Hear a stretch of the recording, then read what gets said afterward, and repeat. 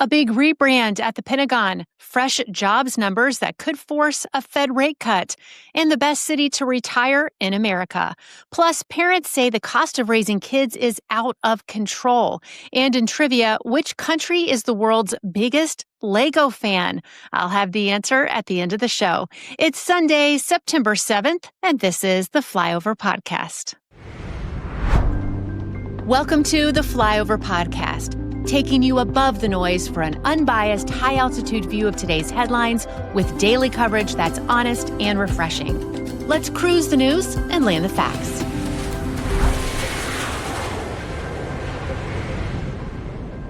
Hello and welcome. I'm Amy Hess, your weekend host. I hope you're having a great Sunday, whether it's a day of rest, church, or just catching your breath before a new week begins. For those that took the time to subscribe to our YouTube page, thank you so much. You are really partnering with us as we create this community together.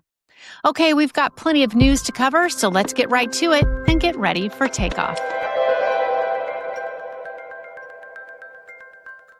First, a historic name change at the Pentagon. President Trump signed an executive order on Friday renaming the Department of Defense the Department of War.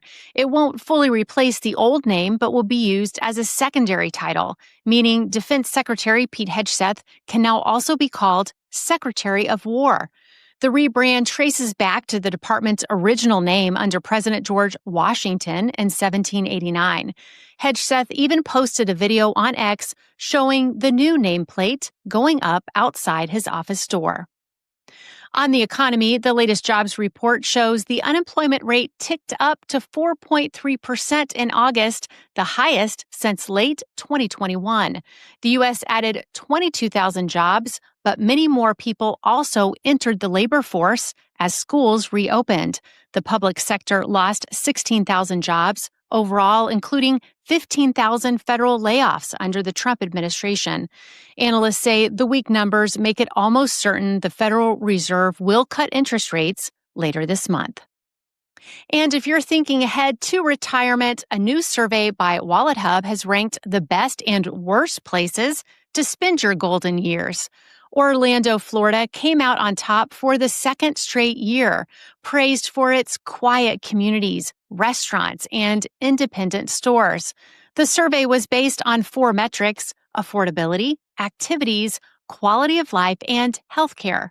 Scottsdale, Arizona, Minneapolis, Miami, and Tampa rounded out the top 5. At the bottom of the list, Newark, New Jersey, followed by 4 California cities: Bakersfield, Rancho Cucamonga, Stockton, and San Bernardino.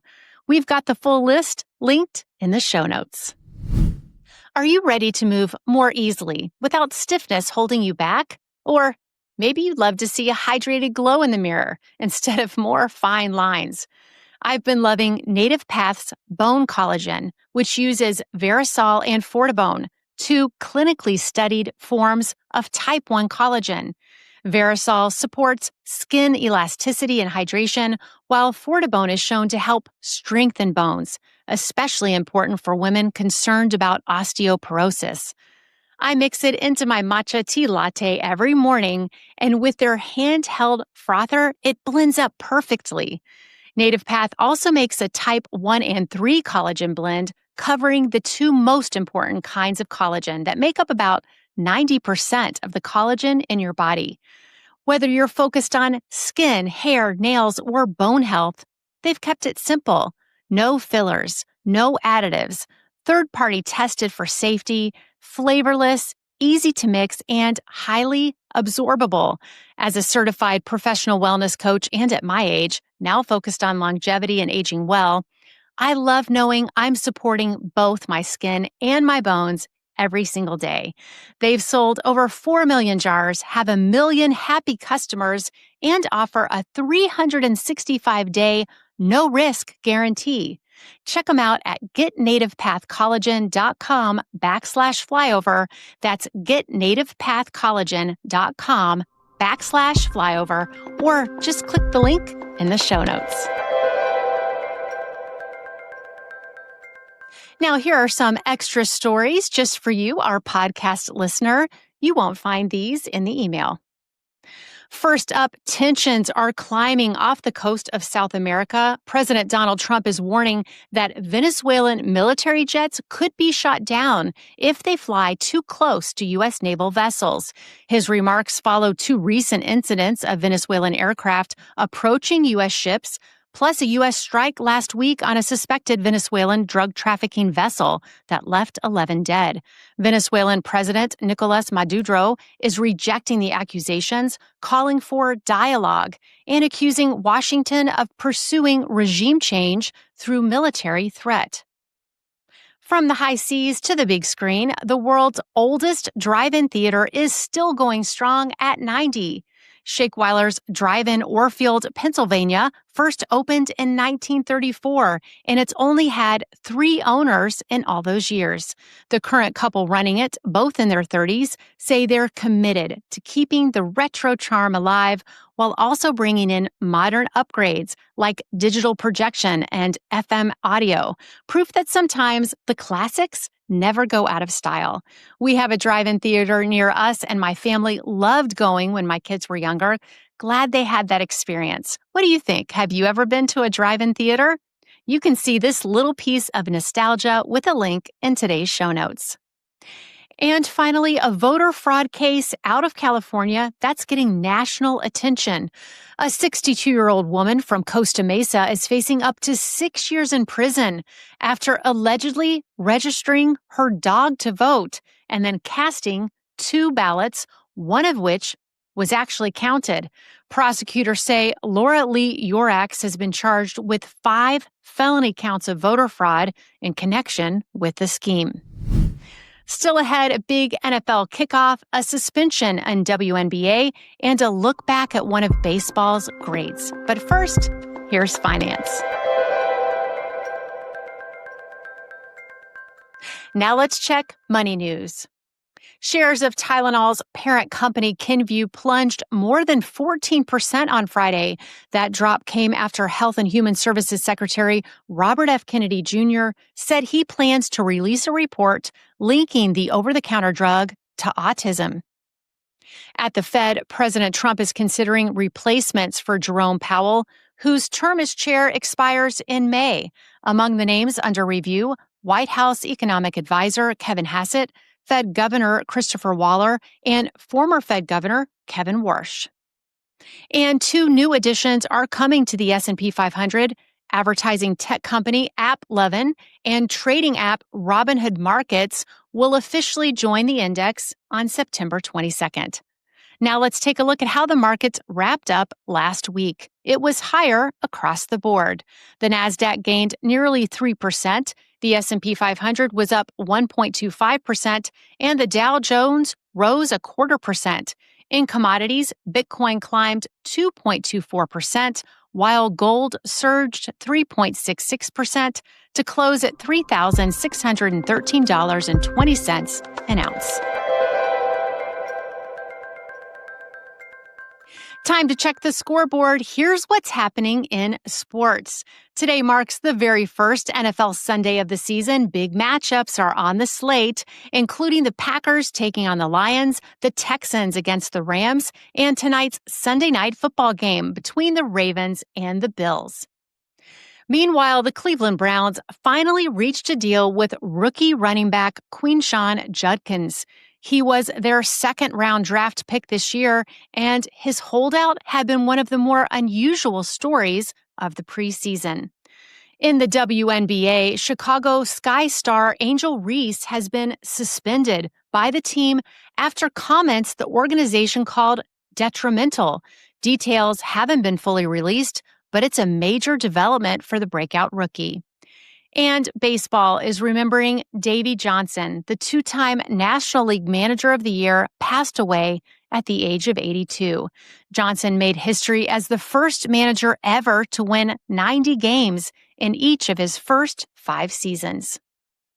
Still to come, Pope Leo will canonize the first millennial saint, and the overwhelming number of parents who say raising children is financially stressful today. Plus your poll results and the answer to today's trivia. But first, here's a brand new section we have rolled out for Sundays. Time for our new section, Whatever Happened to? You know those moments where something just pops into your head and you think, I wonder what happened to that. Well, we're going to start answering those questions right here. Today's question fits right in considering our podcast extra story, Whatever Happened to Drive-In Movies? At one time, they were a true staple of American life. Picture it.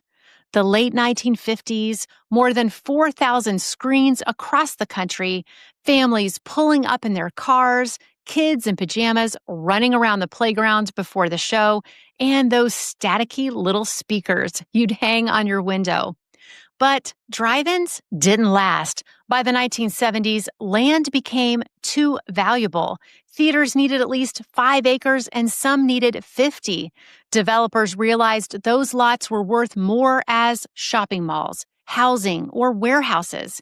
Add in the competition from multiplex theaters, then color TV, VCRs, DVDs, and finally streaming, and the drive-in got buried under wave after wave of change. By 2008, only about 400 drive-ins were left. Today, maybe half that number survives, and most are used for nostalgia programming or community events. So while they're not completely gone, the golden age of the drive-in is long behind us, living on mostly as a piece of Americana. Let's hit some rapid-fire headlines before we land today's episode. First, internal emails are shedding light on the Biden White House. Records show officials often raised concerns about controversial pardons and even questioned the frequent use of the president's auto pen for signing documents. On the home front, a new survey finds 83% of U.S. parents believe the cost of raising kids has gotten out of control, and 4 in 5 say social media adds to that financial stress. In Rome today, Pope Leo XIV is set to canonize Carlo Acutis, the first millennial saint, along with Pier Giorgio Frassati, whose canonization comes exactly 100 years after his death. And astronauts who lived aboard the International Space Station say it has a very distinct smell, a mix of antiseptic, garbage, and body odor. Out of this world, but maybe not in a good way. Time for today's poll position. Yesterday, we asked if you were taking a shot at the $1.8 billion Powerball jackpot. Just over half of you said no at 53%, while 47% said yes. So the dream of becoming a billionaire split the audience almost right down the middle. Now, today's poll is tied to our trivia question. On a scale of 1 to 10, how painful is it to step on a Lego barefoot? Your choices are 1 to 3, barely a sting, 4 to 6, ouch, but survivable, 7 to 9, feels like medieval torture, 10, instant regret and tears, my life flashed before my eyes, or never stepped on one. It kind of depends on the Lego, right? I'm interested to see how you all answer. Ayla will have the results for you tomorrow. You can cast your vote with a link in the show notes. All right, time's up. Let's get to today's trivia answer. The question was, which country purchases the most Lego toys? Drum roll, please. It's Germany. Germany is Lego's largest market in the world, with sets like Technic and City topping the charts year after year. In fact, Germany's connection to Lego goes way back, all the way to 1956, when the company opened its very first foreign sales office there. That move marked the beginning of Lego's international expansion. So next time you're stepping on a Lego brick, which has happened to me way too many times, you can thank Germany for keeping the Lego tradition alive and well. That's a wrap for this Sunday edition of the Flyover. Thanks for starting your day with me and making me a part of your weekend routine. Remember, you can get even more stories sent straight to your inbox when you sign up for our free email edition at jointheflyover.com. The amazing Ayla Brown will be with you for your weekday flights, and I'll see you next weekend. As always, thanks for flying with us.